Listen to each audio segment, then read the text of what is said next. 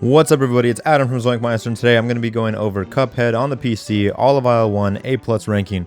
Let's jump on in with the breakdown. The Root Pack in Botanic Panic.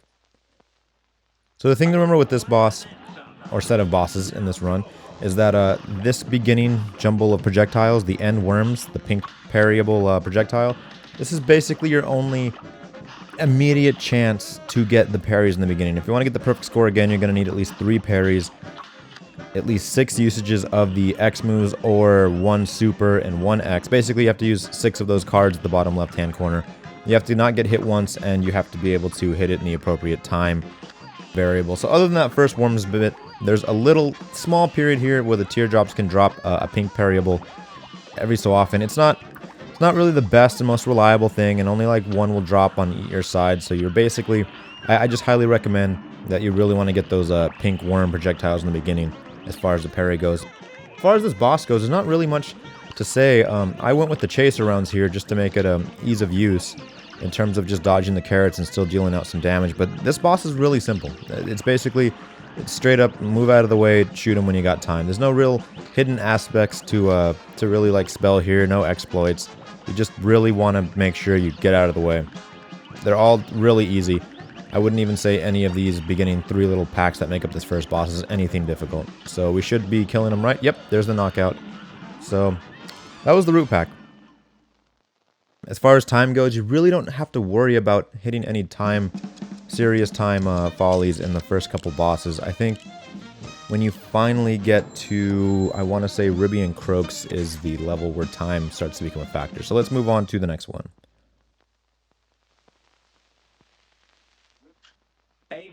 Okay, here we are with Goop Legrand. So the thing about Goop is he hops around. It's pretty simple. He's also a very simple boss. He punches you every so often. There is a dead zone at the bottom of the punch. You can duck it right there, as you saw. You can duck his little boxing glove effect. Other than that, you have to remember that to get the A+ rank, you need parries. This part, right now, is the only parryable part. 1, 2, and 3. There is no other time in this boss battle where you can get parries. So if you miss those 3 parries right there, you need to restart the boss if you're going for the 100% perfect. Again, that dead zone in the punch still exists, even in the second form. It's basically the same thing, he's just larger now. Just be wary of the distance in between his jumps. Other than that, there's nothing really special to worry about in this phase of the boss battle. It's very simple. Again, I went with the chaser for ease of use. You could also go with the roundabout, the standard to get those X moves. For the most part, there's not really anything special. This last phase is extremely simple. All you got to do is basically you could pace back and forth for all you want. It doesn't really matter. He's not going to change it up. He's not going to change position halfway through his like weird little spin things. He's basically going to pace back and forth and try to slam you. It should be an easy kill from this point onwards. It's not very difficult boss at all. There's the knockout.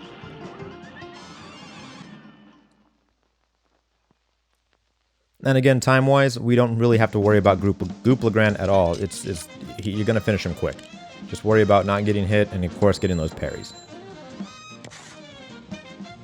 Moving on. Hildeberg. So I really like Hildeberg. I think she's extremely unique. I mean, they're all unique characters, but her last phase is just spectacular. So the thing you want to remember about her is that the upper portion of the screen is basically a safe zone when she's in her standard form. Even in this bull form right here, it's still, the upper half is pretty much a pretty solid safe zone. Switch to your bombs, because you can hit her at an arc, as you can see right there, and it is pretty reliable.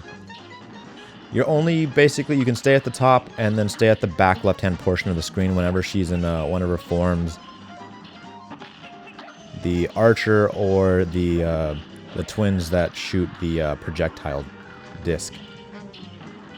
Basically, for the most part, just keep your distance. Left-hand side of the screen and the upper half are your safe zones. Make sure you, of course, dial in those special moves, secret moves, and X moves, whichever combination. You just got to use your 6 cards. Another thing to notice is you have a pretty ample opportunity to get parries. Every so often, little minions roll through, and it's pretty simple to get them. The 3, her last portion, there is still some options to get parries, but I wouldn't worry about it. I try to just get them in the beginning portion here. They're pretty generous with it, so you won't have to worry about applying too much damage too fast. So here we're going into our last phase. Really unique. I really enjoy it. It's also the only part that's actually difficult of this entire boss. So now she's a full screen enemy. Or at least, you know, the right full screen. A lot's going to be going on here. You're going to want to watch out for the little stars, the UFOs, her face, of course. All things you got to worry about. A lot is going on screen. You have to really make sure that you're not getting distracted. Again, here's a perfect part where you want to really launch those special X moves, because it'll actually hit her multiple times along the way because she's so long.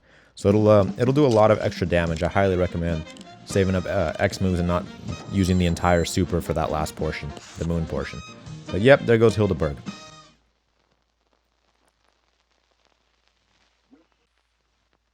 Next we have a fan favorite, Cagney Carnation. Really like the music on this guy, along with the style. So I went with the spread shot for this one, because you get to get right up in his face, really, for the beginning portions of this. Again, you really just want to watch out for his projectiles, the same with pretty much all bosses, but this one is a lot of calamity going on screen.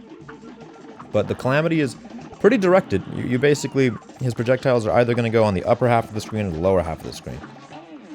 So these ones, of course, home the acorns, but again, they're not very fast. You can avoid them. They'll pretty much stick to one side of the upper or lower. You basically want to keep a nice consistent hop if you're going to use the spread. So at this point, now the platforms become an issue, a hazard to deal with. If you haven't already gotten any of the parryables, I highly recommend waiting for the most part. I actually, in this run in particular, I had to wait. And yeah, right now I'm not applying any damage because I don't want to kill him too early, because I don't believe I had the parries, or at least the amount of parries I needed. At this point, too, he stops his projectile usage aside from the stuff you can parry and the little white things every so often. And it just becomes a platform thing. It's really simple. Here we're taking advantage of iframes. Pretty easy boss by the end of it. He's not too bad as far as it goes. Just yeah, make sure you really watch. His projectiles are going to be either on the upper or lower half of the screen. Nothing bad. And again, time, we haven't had to worry about it. HP bonus, parry, super meter, the regular. So that was Cagney Carnation.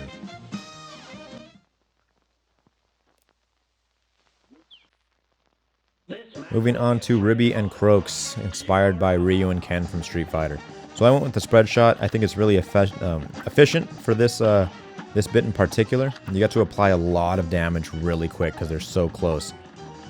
So this part where the Ryu frog is flinging his Hadoukens, this is your only point in the entire match to get these parries. You have to nail them there. If you're using the spread shot or going for speed rounds with high damage, you're not going to get that portion again. If you're going slower, the Ryu-looking frog will actually spout a second or third time, that combination. But if you're going for the speed 100%, you're going to have to really pick it up on this one. And if you get all the damage on them too fast to make them phase switch, you're only getting that one opportunity. So here we're in their last phase, where they switch to the coin, the slot machine. This is really the only part that has some difficulty to it. For the most part, you can only damage them when they're actually spouting something out. The green, of course, is the easiest since you only have to worry about platforming. The other ones you have to worry about platforming and avoiding things. But for the most part, you just want to really lay on the damage. I went with the standard shot and the spread shot because the standard shot will, of course, apply a consistent amount of damage with range. So yeah, this red portion you just gotta dodge. Just look out for the fire torches coming so you can jump over them effectively.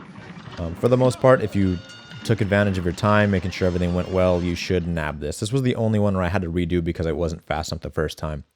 And then, of course, if you're going for the speed bonus, again, make sure that you really land those beginning parries with the Ryu-colored frog, because you'll miss the time bonus without it. Or the parry bonus, one or the other.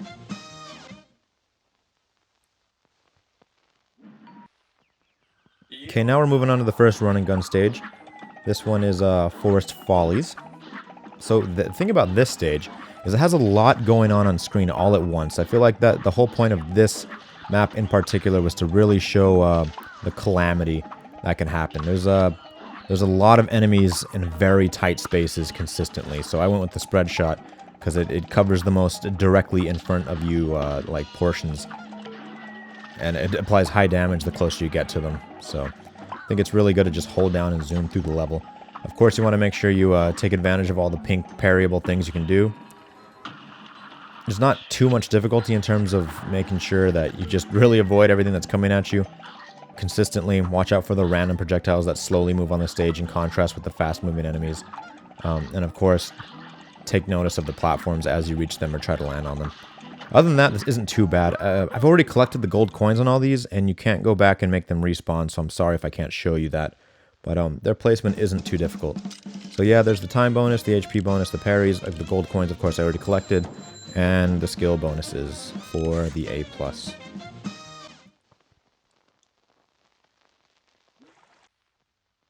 Finally, the last portion of Aisle 1, we have Treetop Trouble. So this one isn't as compact enemy-wise as the previous stage. Those enemies you parry, even though you have the opportunity to get 3 in this first portion, I found that it wouldn't count them all. So there's going to be some projectiles later on from some enemies coming up like right now that you can parry. I believe those are the ones that they're counting. So really take advantage of it. Don't take your time because you of course got to go through Speedy. But yeah, there's one we could parry. Just really make sure you get your timing right. These little bee enemies can kind of come off screen pretty aggressively fast, and you could, possibly hit one if you weren't paying attention. So basically, we cleared this zone now. We're good to go. Now this little platforming bit is really easy. There's a little mini sub-boss at the end of this. Is like a giant moth. Just, of course, take place of your platforming, your judgment of distance right here. Sorry for that pop-up in the right-hand corner. And here we are with the sub-boss. You can actually just poof dash over him. But for the sake of this run, we're going to go ahead and use our super and just finish him off the old-fashioned way. And boom, he's gone. He's not very bad. And then boosh, there's the end of the level. And that's it. Bravo. Hey, thanks for watching. I really appreciate it. That was all of Aisle 1, all A+ ranks. Thank you. Please remember to like and subscribe, all that fun jazz. It's been Adam of Zoinkmeister. As always, I love and appreciate all the views, comments. Any comments you drop down below, I'll try to get back as soon as possible. Thanks again. You have a great day. Thanks for watching Zoinkmeister.